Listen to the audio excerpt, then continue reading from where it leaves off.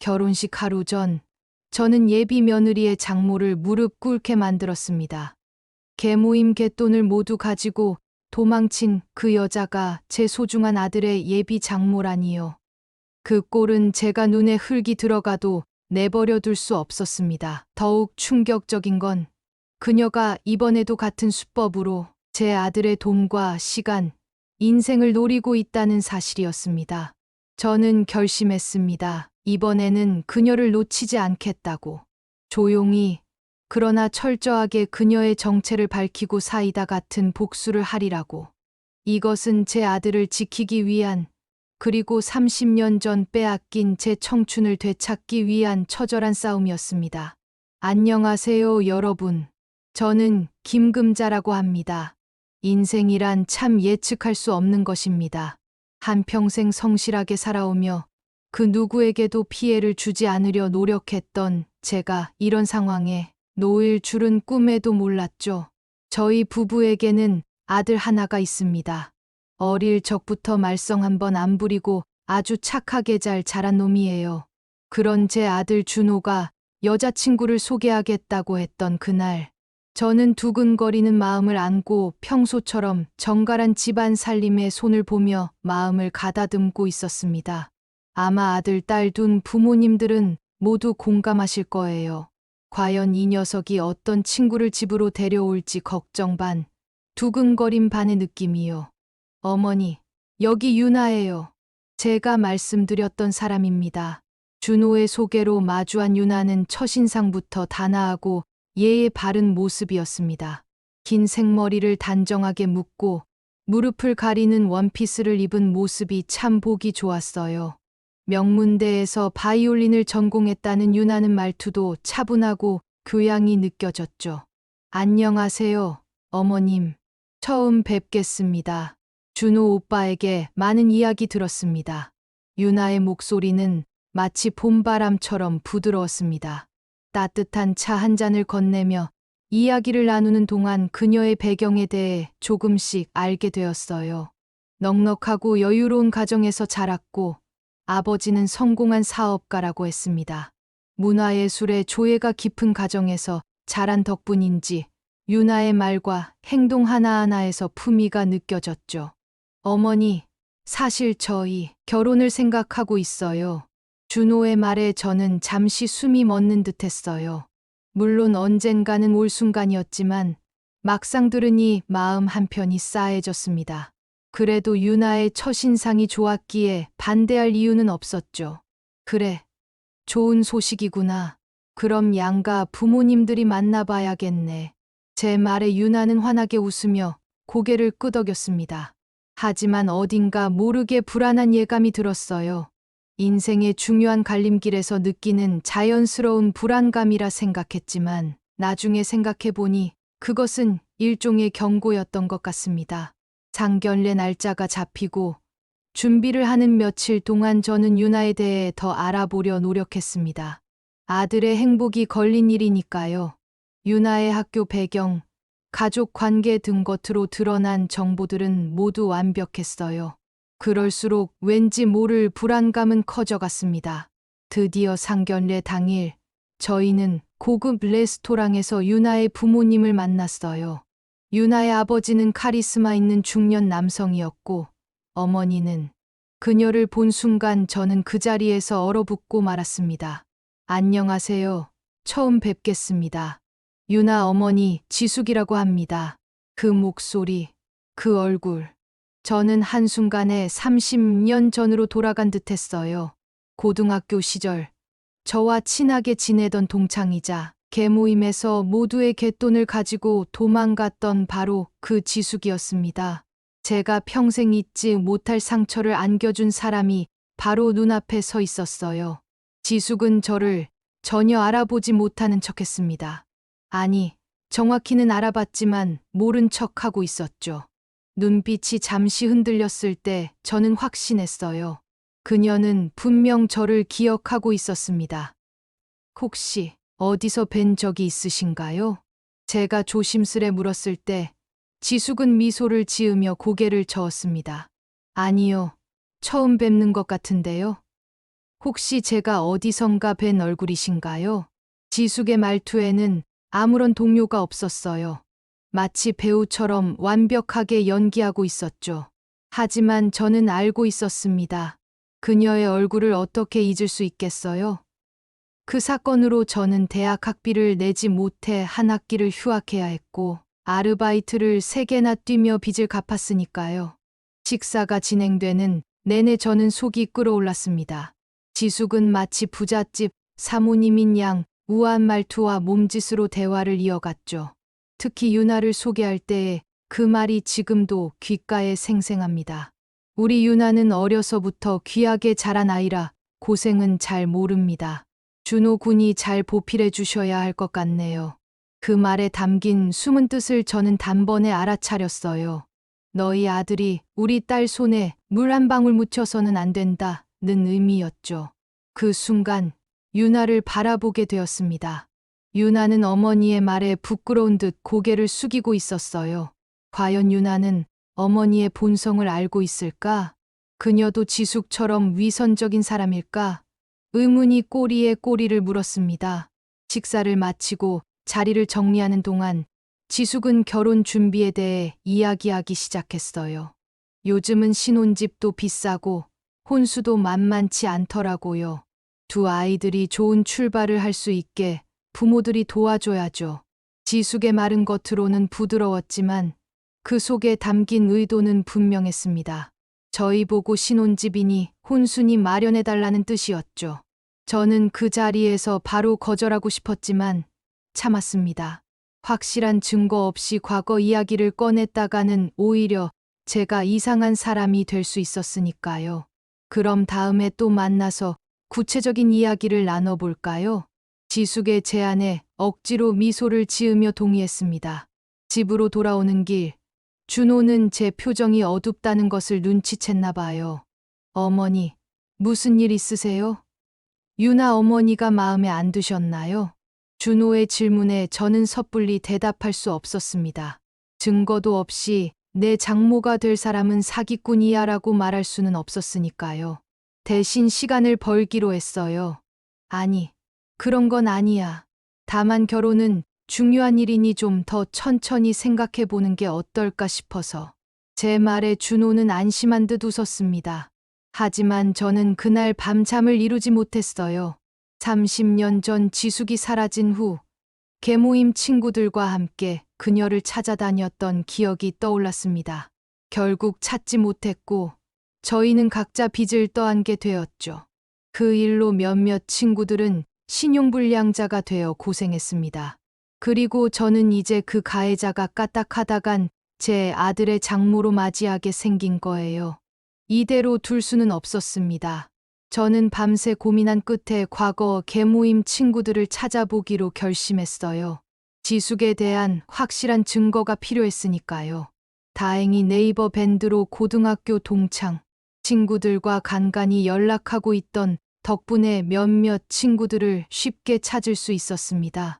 첫 번째로 연락한 친구는 여전히 그 사건을 생생하게 기억하고 있었어요. 정말 지숙이 나타났다고? 세상에, 정말 뻔뻔하네.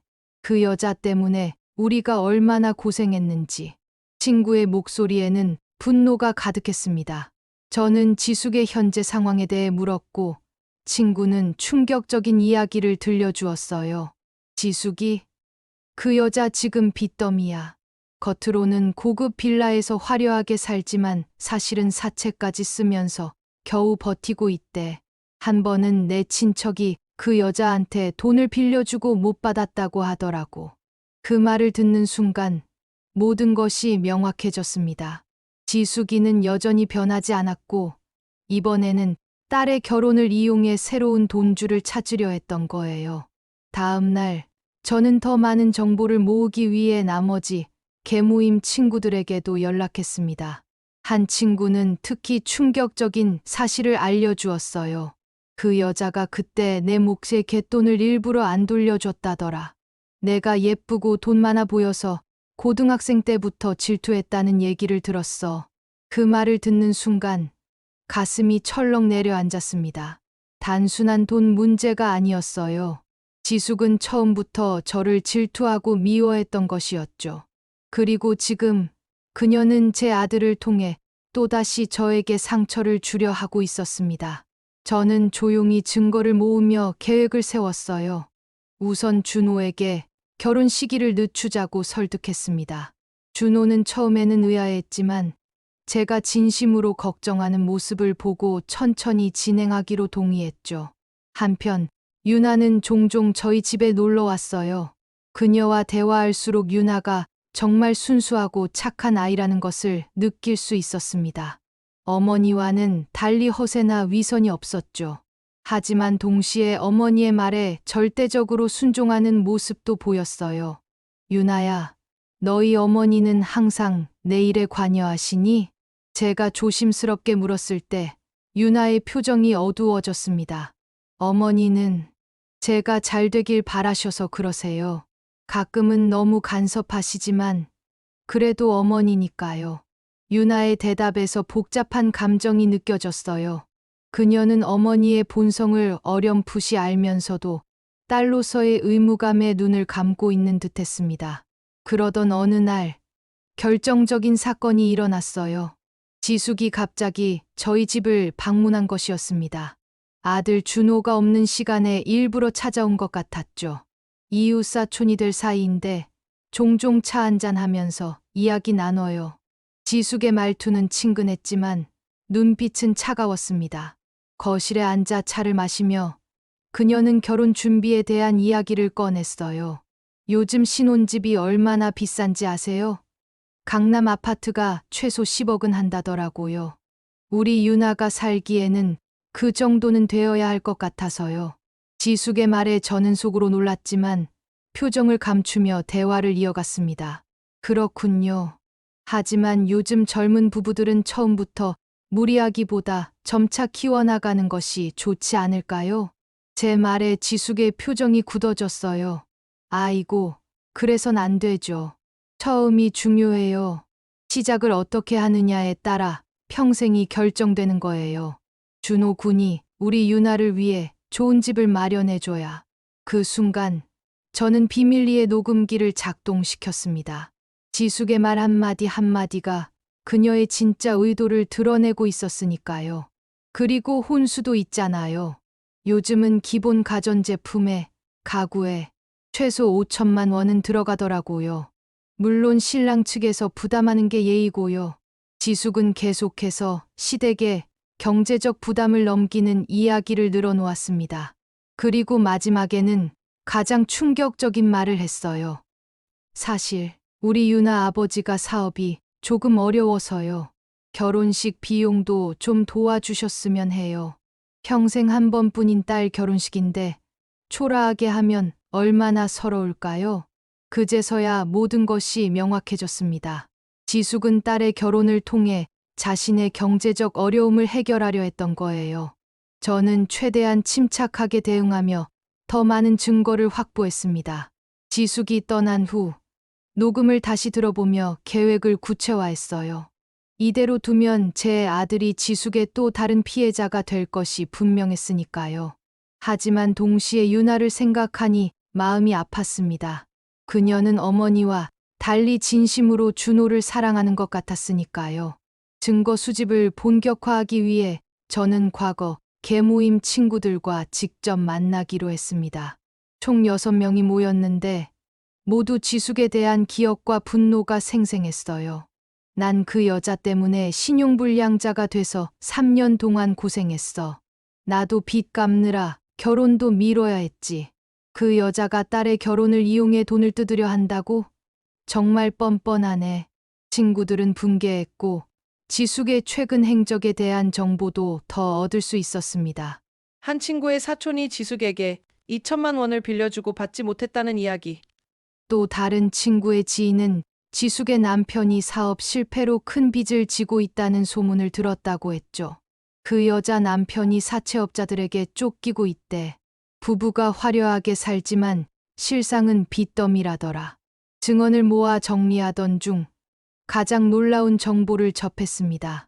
지숙의 과거 범행이 계모임에만 국한된 것이 아니라는 거예요. 지숙이 우리 회사 투자자 모임에도 끼어들어 사기를 쳤다는 얘기가 있어. 투자금을 모아 도망쳤다가 무고한 사람이 대신 처벌받았대. 이렇게 모은 정보들을 바탕으로 저는 변호사를 찾아갔습니다.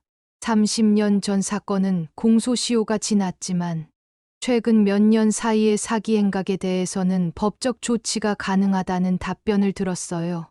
증거만 충분하다면 형사고소도 가능합니다. 특히 녹음하신 내용은 강요죄에 해당할 수도 있고요. 변호사의 조언을 들으며 저는 깊은 결심을 하게 되었습니다. 이제는 단순히 아들의 결혼을 막는 것을 넘어 지숙을 법적으로 처벌받게 하는 것까지 생각하게 된 거예요. 한편 준호는 결혼 준비를 서두르고 싶어 했습니다. 유나의 어머니가 자꾸 압박을 넣고 있다고 했어요. 어머니, 유나 어머님이 빨리 날짜를 잡자고 하세요. 왜 자꾸 미루는지 이해 못하겠다고. 준호의 말에 저는 마음이 무거웠습니다. 아직 모든 증거를 확보하지 못한 상황에서 진실을 말하기엔 위험했죠. 하지만 더 이상 미룰 수도 없었어요.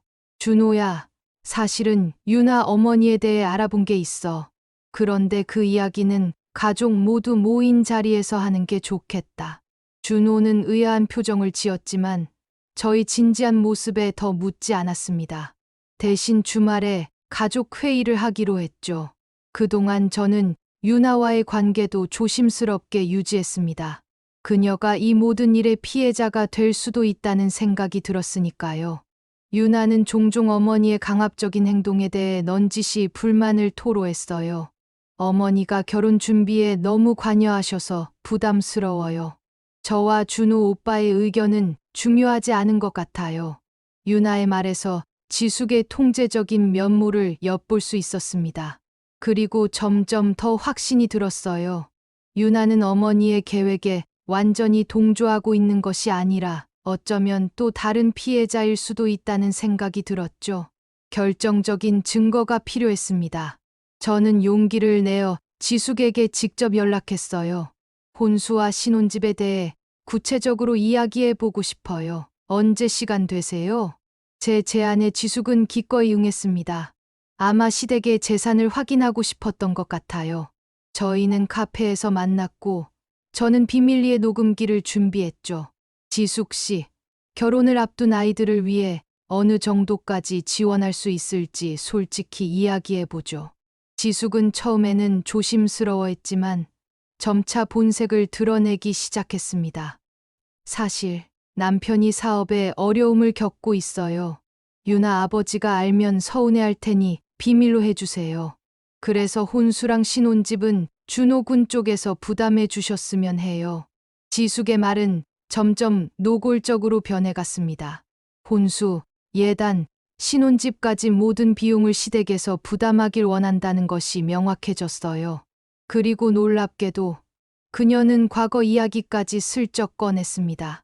참, 혹시 고등학교 때 개모임 해보신 적 있으세요? 저는 어릴 때 친구들이랑 한 적 있는데 지숙의 눈빛이 저를 시험하고 있었어요. 그녀는 제가 자신을 알아봤는지 확인하려는 듯했습니다. 저는 담담하게 대답했죠. 네, 해본 적 있어요.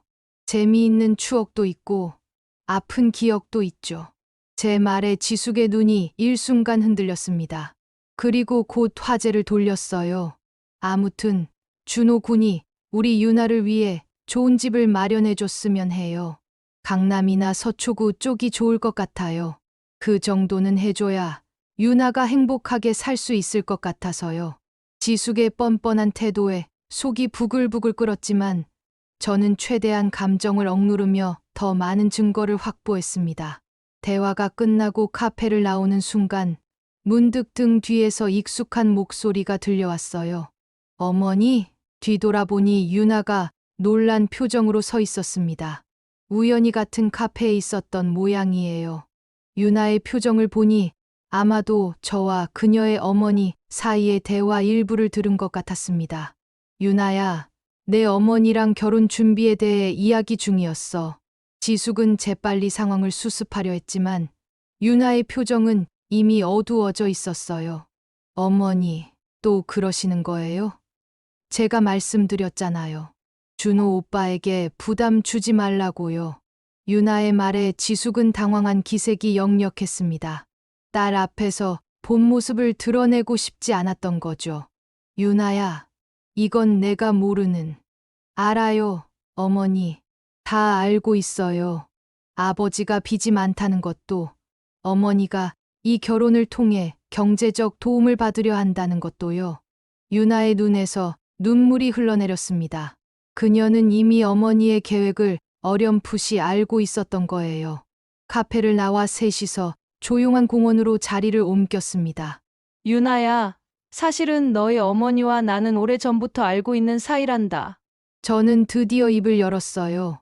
고등학교 시절부터 계모임 사건까지 모든 것을 유나에게 이야기했습니다. 유나는 충격에 빠졌고 지숙은 점점 창백해져 갔어요.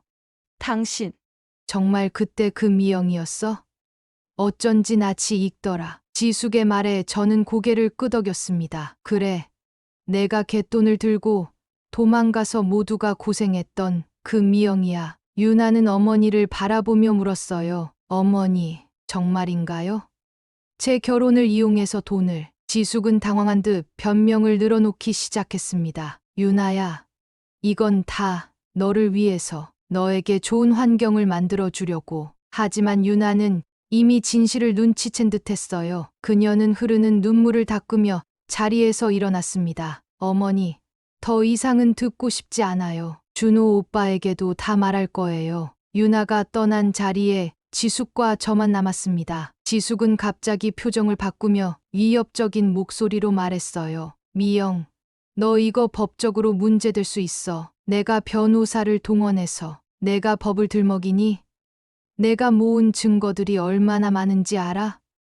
너와 과거 계모임 친구들의 증언, 내가 최근에 사기친 증거들, 방금 녹음한 대화까지. 내가 법정에 서게 될 거야.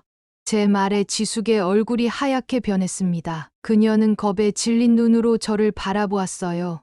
제발, 그럴 필요 없잖아. 우리 그냥 이 결혼 무마하고 각자 갈 길 가면 안 될까? 지숙의 간절한 애원에도 저는 단호했습니다. 아니, 이번엔 내가 제대로 대가를 치러야 해. 내가 피해준 모든 사람들이 기다리고 있어. 주말, 드디어 가족 회의 날이 다가왔습니다. 준호와 유나, 그리고 유나의 부모님까지 모두 저희 집에 모였어요. 지숙은 불안한 기색이 역력했지만 남편과 딸 앞에서 평소처럼 행동하려 애쓰고 있었죠. 거실에 둘러앉아 차를 마시는 동안 저는 마음을 가다듬고 오랫동안 준비해온 말을 꺼냈습니다. 오늘 이 자리에 모인 이유는 준호와 유나의 결혼에 대해 솔직하게 이야기하기 위해서예요. 모두의 시선이 저에게 집중되었습니다. 유나는 이미 상황을 어렴풋이 알고 있었기에 긴장된 표정이었고, 준호는 의아한 눈빛이었죠. 유나의 아버지는 무슨 일인지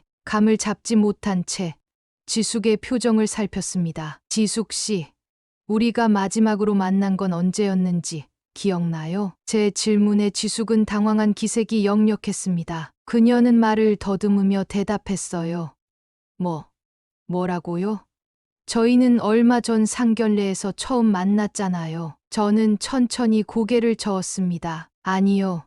우리는 30년 전 고등학교 때부터 알고 있었죠. 당신이 계모임에서 갯돈을 들고 도망쳤을 때까지. 지숙의 얼굴이 하얗게 변했어요. 유나의 아버지는 놀란 표정으로 아내를 바라보았습니다. 지숙, 이게 무슨 소리야?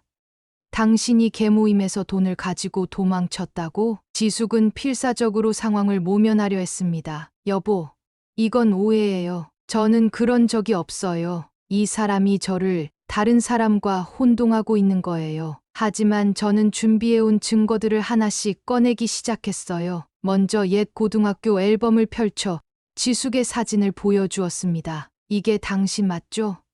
그리고 여기 계모임 친구들의 증언도 있어요. 제가 준비한 녹음 파일을 재생했습니다. 계모임 친구들이 지숙에 대해 증언하는 내용이었죠. 그리고 최근 지숙이 저와 나눈 대화, 결혼 비용을 시댁에 떠넘기려는 내용의 녹음도 들려주었어요. 우리 유나는 귀하게 자란 아이라 고생은 못해요. 준호 군이 다 책임져야 해요. 신혼집은 최소 10억짜리 강남 아파트로 녹음 내용이 흘러나오는 동안 방 안의 공기는 얼어붙었습니다. 유나는 충격과 슬픔에 몸을 떨었고 준호는 분노와 혼란에 찬 눈으로 지숙을 바라보았어요. 유나의 아버지는 믿을 수 없다는 표정이었습니다. 당신, 이게 다 사실이야? 유나 아버지의 물음에 지숙은 마지막 발악을 했어요. 이건 다 조작된 거예요. 이 여자가 우리 딸의 결혼을 방해하려고 일부러 그러는 거라고요. 하지만 이미 증거는 명백했습니다. 저는 마지막 카드를 꺼내 들었어요. 여기 변호사가 준비한 고소장이 있습니다. 30년 전 사건은 시효가 지났지만 최근 몇 년간 지숙이가 저지른 사기 행각에 대한 증거도 수집했어요. 이 모든 자료는 경찰에 제출될 예정입니다. 지숙의 얼굴에서 핏기가 완전히 사라졌어요. 그녀는 더 이상 버티지 못하고 의자에 주저앉았습니다.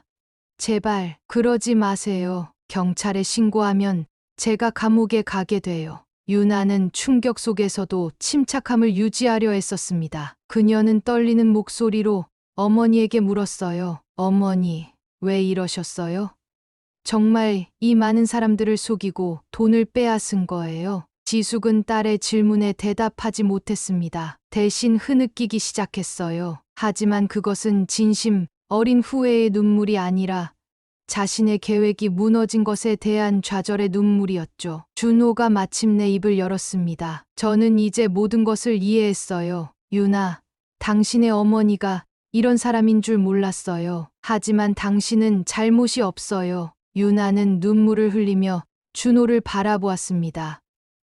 오빠, 저도 몰랐어요. 어머니가 이런 계획을 갖고 계셨다니 너무 충격이에요. 유나의 아버지는 아내를 차갑게 바라보며 말했습니다. 지숙, 당신이 이런 사람인지 몰랐어. 우리 결혼 생활도 거짓이었던 거야? 그 순간 지숙은 갑자기 태도를 바꾸었어요. 울음을 그치고 냉정하게 말했습니다. 난 당신 같은 무능한 남자 때문에 평생 고생했어.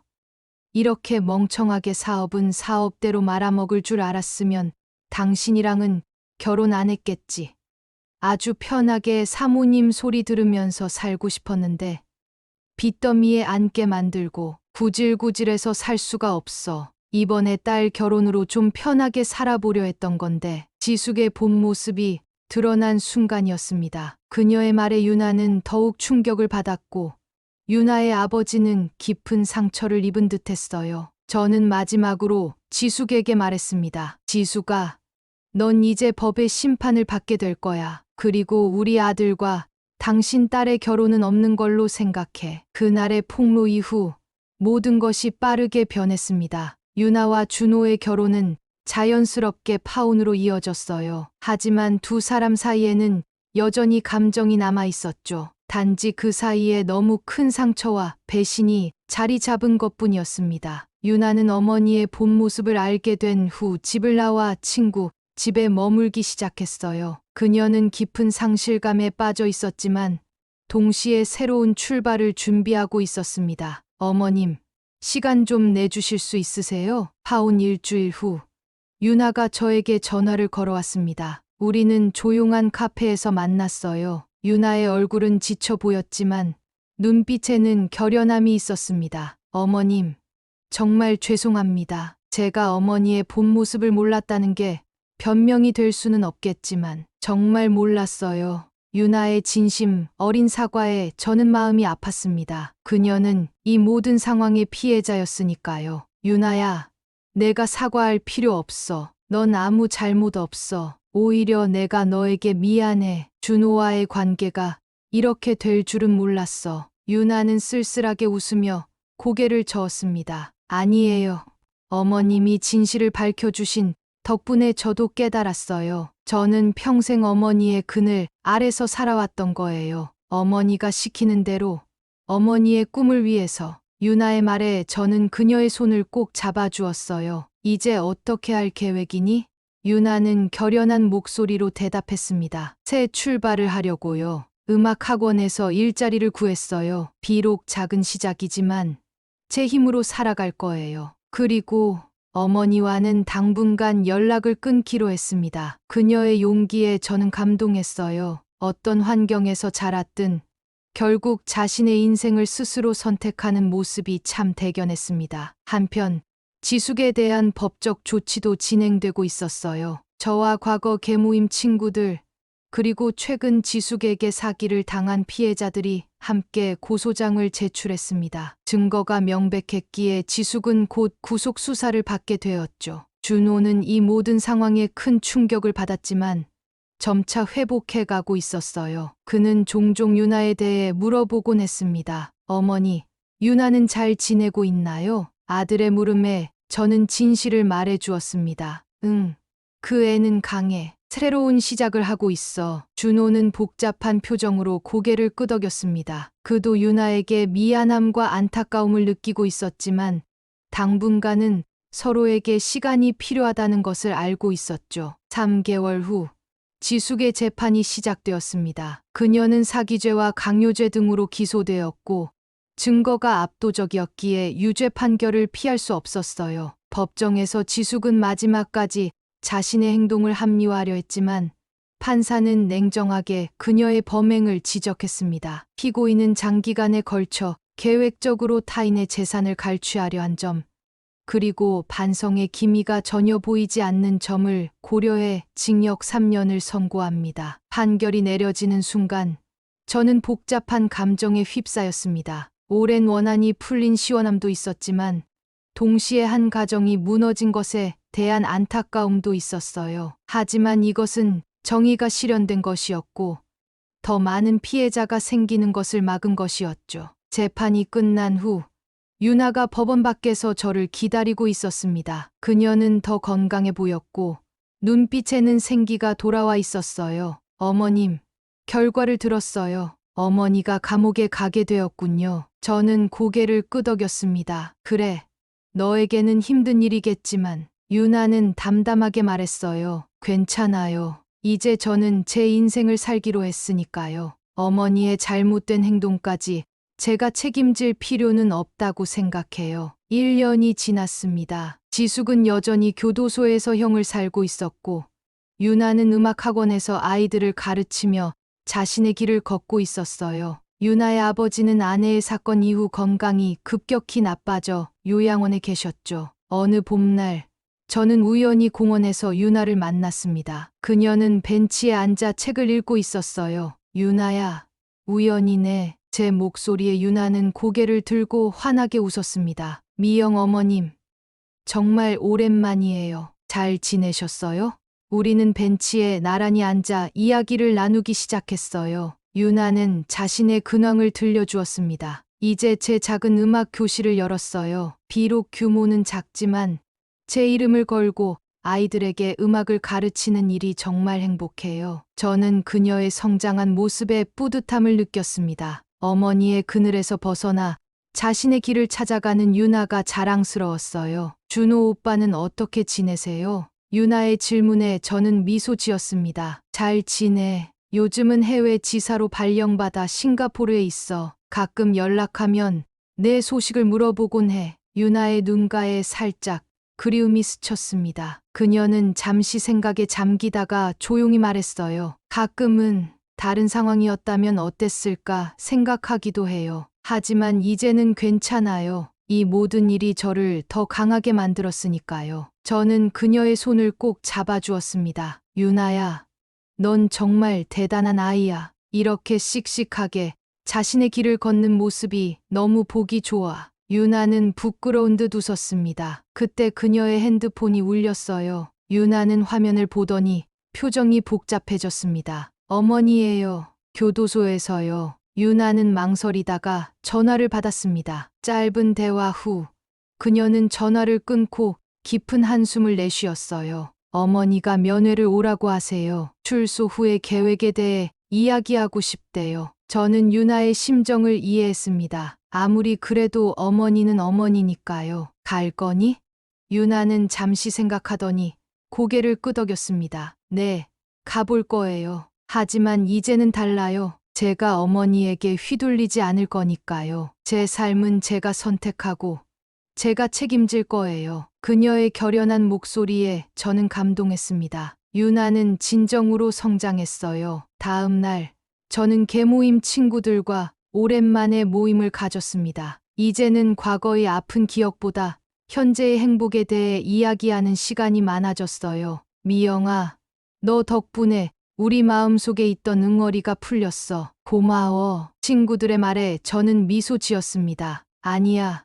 우리 모두가 함께 했잖아. 이제 과거는 정리되었으니 앞으로의 삶을 더 행복하게 살아갔으면 좋겠어. 집으로 돌아오는 길, 문득 신문갑 한 대에 눈이 멈췄습니다. 지숙의 사건을 다룬 기사가 실려 있었어요. 계모임 사기꾼, 교도소에서 모범수로 변화, 출소 후 피해 변상 약소. 기사를 읽으며 저는 복잡한 감정에 휩싸였습니다. 지숙이 진심으로 반성하고 있는 것인지 아니면 또 다른 속임수인지 알 수 없었어요. 하지만 이제 그것은 저의 문제가 아니었습니다. 집에 도착하자 준호에게서 전화가 왔어요. 어머니, 다음 주에 휴가 받아서 한국에 들어갑니다. 그리고 혹시 유나 소식 알고 계세요? 준호의 말에 저는 미소 지었습니다. 응. 오늘 우연히 만났어. 지금 자기 음악 교실을 운영하면서 잘 지내고 있더라. 전화 너머로 준호의 안도하는 숨소리가 들렸어요. 다행이네요.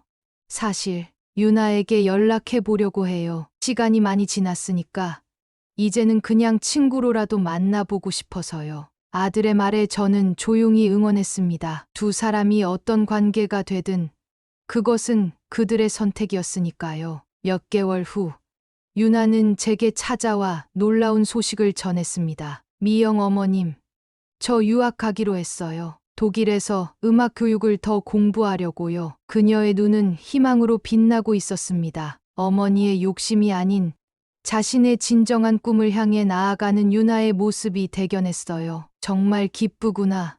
유나야, 내가 하고 싶은 일을 하며 행복하게 살길 바란다. 유나는 감사의 인사를 전했습니다. 어머님이 아니었다면 저는 여전히 어머니의 그늘에서 벗어나지 못했을 거예요. 비록 아픈 과정이었지만 덕분에 제 인생을 찾을 수 있었어요. 저는 유나를 꼭 안아주었습니다. 이제 그녀는 자신의 날개로 세상을 향해 날아오를 준비가 되어 있었어요. 마지막으로 본 지숙의 모습은 출소 당일 뉴스에 잠깐 비친 얼굴이었습니다. 그녀는 많이 야위었고 교도소 생활이 쉽지 않았음을 짐작할 수 있었어요. 하지만 저는 더 이상 그녀에게 분노나 미움을 느끼지 않았습니다. 이제 모든 것은 과거가 되었고 각자의 삶을 살아가고 있었으니까요. 어쩌면 인생은 이런 것인지도 모릅니다. 예상치 못한 만남과 이별, 상처와 치유의 반복 속에서 우리는 조금씩 성장해가는 것이겠죠. 저는 이제 과거의 원한을 내려놓고 평온한 마음으로 앞으로의 삶을 바라봅니다. 그리고 유나가 자신의 길을 당당히 걸어가는 모습을 멀리서나마 응원하고 있어요.